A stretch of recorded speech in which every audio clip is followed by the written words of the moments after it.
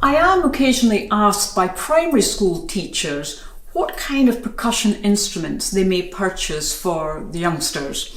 And my main bit of advice really is to think about the sound diet. So think about sounds that have high frequencies, mid frequencies and low frequencies. And also think about the type of sound. So is it what I call gold sound, so something that's really resonant, or is it a dead sound, or is it a drum-like sound? So almost thinking of metal, wood and skin. The other thing is to think how mobile the instruments are, because of course youngsters love to move, and it's fantastic when in fact the movement of sound is also there. So, thinking how they can perhaps be even more expressive than just the sound in how they move and manipulate the instruments.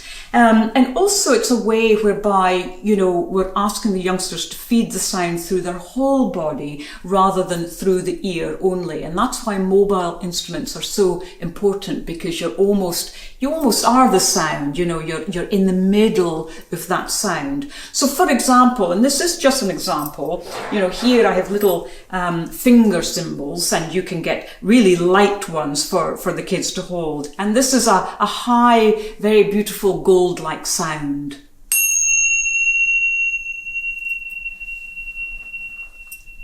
And you can move whatever you want with this, or you can then make it really percussive.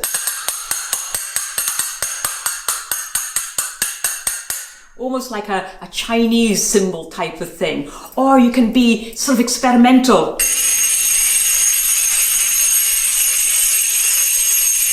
So 3 simple things from one instrument, and there's lots more that young folk I know can think of.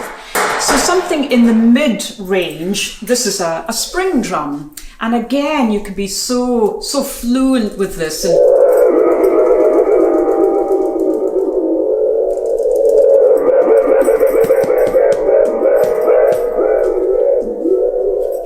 So the coordination, using both hands to play this instrument, is really important as well. So thinking about the physicalities of playing. An example of a low sounding instrument might be something like this, a frame drum. And this is something that you can put on the floor, or you can put on a stand or a table. You can maybe have 3 or 4 kids playing the same drum so that it becomes almost like a game. Or one person or even 2 people can hold this and walk, through outer space or something. And, again, it's just such a mobile instrument, but this is a low frequency sound. And you can really feel the vibrations of this as you hold it. And that's important for the kids to also be aware of, so that they can have the patience to digest that sound. So just 3 tiny examples, but the main piece of advice is to really think about the sound diet.